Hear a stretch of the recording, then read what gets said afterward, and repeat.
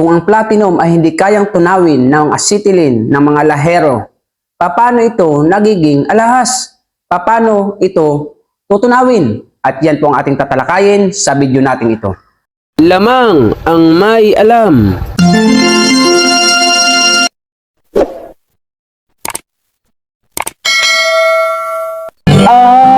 Lamang ang may alam. Trabaho ko, pagkilapis ng ginto'y eksperto ko. Magandang panahon po sa inyo mga kaibigan ko. Dito po sa ating channel, More Than Treasures. Kumusta po kayong lahat? Nawa po ay nasa mabuti kayong kalagayan at ligtas palagi sa anumang sakit at karamdaman. Shout out po sa inyong lahat. Sa mga bagong dating, welcome at maraming salamat. Sa mga supporter ko dyan, marami pong salamat sa inyo. Sa video po natin ito ay bibigyan po natin ng pansin ang patungkol po sa platinum kung ito ay paano tunawin upang gawing alahas. Sapagkat ayon po sa ating mga vlog, sa aking itinuturo na ang platinum ay hindi kayang tunawin ng sino mang alahero na kilala po natin. Sapagkat ito nga po ay hindi basta-basta natutunaw. So ngayon po ay ituturo ko po sa inyo ano po, kung paano magtunaw o paano matutunaw ang isang platinum. Alam niyo po ba na lahat ng mga metal ay madaling tunawin ng acetylene ng mga alahero? Okay? Kaya nga po pag tayo naputulan ng kwintas, gold, silver, punta agad tayo sa alahero, tutunawin, pwede na po ito gawing singsing. Ngunit, gusto ko pong malaman nyo na may isa pong metal na hindi kayang tunawin basta-basta. Ito po yung mga metal na madaling tunawin at kayang-kaya ng mga lahero na kilala po natin gumagawa ng alahas. Tulad po ng ginto, okay? Silver, copper, tanso, bakal, alloy, aluminum, stainless at iba pang mga metal na madali pong tunawin kapag pumunta ka po sa isang alahero, sa mga pwesto, sa palengke, o saan man nakakilala natin. Halimbawa po, nagdala ka ng pera na ipagagawa mong singsing sa isang alahero. Ito ay pera na stainless or tanso. Napakadali po nila itong tunawin. Or putol na alas, gold, silver, madali po nila itong tutunawin. So napakarami po ng metal na halos lahat ay kaya pong tunawin ng acetylene ng alahero. Ngunit may isa pong metal na ito po ay hindi kayang tunawin. Ito po tinuturo ko sa aking mga naunang vlog. Ito po yung metal na hindi kayang tunawin kahit po dalhin nyo sa mga pagawaan po ng alahas kung saan-saan dyan, mga pwesto sa palengke o saan man dyan na gumagawa ng alahas na gold, silver. Kapag ito po ay dinala nyo sa kanila, ito po ay hindi nila kaya na basta-bastang tutunawin. Okay? At ito po ay ang platinum. So, bilag ko po nung una na kung gusto nyo po, kumuha kayo ng singsing na platinum, may tatak po, PT, tapos singsing.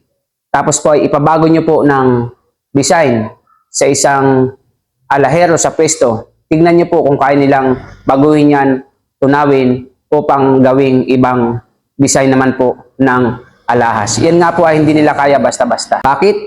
Sapagkat ang acetylene po na ginagamit ng mga alahero ng ginto, pilak o gumagawa ng mga alahas sa pwesto ay hindi po sasapat ang init nito upang tunawin ang isang platinum.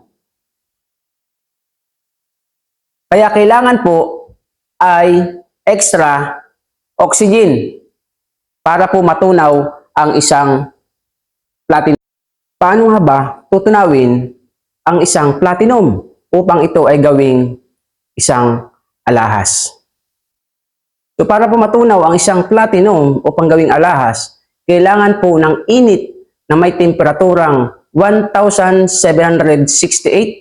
degree Celsius. Kaya hindi natutunaw ng mga lahero ang platinum ay kulang ang init na ipoproduce ng kanilang acetylene, sapagkat ang kayang iproduce lamang ng kanilang acetylene ay 1000 degree Celsius. Pero ang kailangan na init ng isang platinum para matunaw ay ang 1768 degree Celsius. Okay? Ano ang dapat gawin para magkaroon at maabot ng acetylene ang hinihinging temperatura ng platinum upang siya ay matunaw?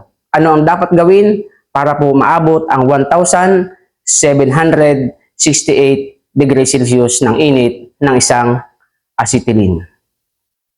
So una, ang kailangan pong gawin sa isang acetylene ay kailangan po ng isang extra oxygen. Lamang ang kailangan may po ay alam. extra oxygen. Ibig sabihin, yung 1,000 degrees Celsius na pinoproduce ng acetylene ng mga alahero, kailangan pong paabutin ng 1,768 Celsius. Ibig sabihin, halos dumoble. Kaya pala, hindi nga talagang iindahin ng platinum ang acetylene na ginagamit ng mga alahero. Kahit na po yung platero na nagkakaating ng mga sasakyan, matataas po ang acetylene yan, hindi po kakayanin. Sapagkat ang kailangan nga ay 1,768 degree Celsius ng init. So ano ang dapat gawin? Kailangan po ng extra oxygen para maabot ang init na hinihingi ng isang platinum upang ito ay matunaw. So nawa po ay may natutunan kayo sa ating video. At sa mga may katanungan, mag-comment po kayo sa ating comment section. So kung may comment po kayo, comment lamang po kayo sa ibaba. Marami pong salamat sa mga baguhan. Pakisubscribe niyo po ang ating channel kung nagustuhan.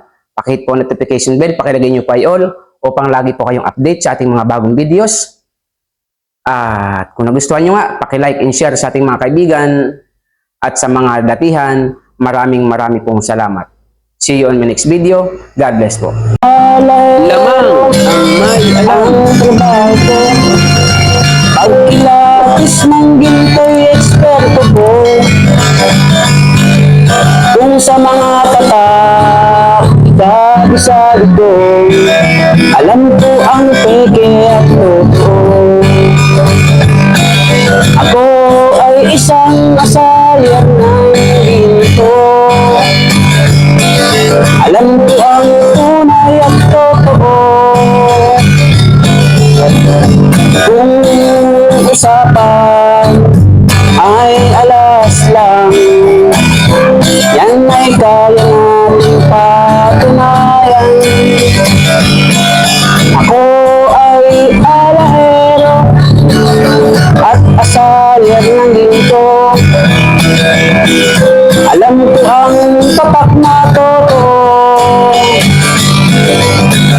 Walang maitatago sa usapan na ginto. Pagkat ang alahero'y eksperto sa ginto.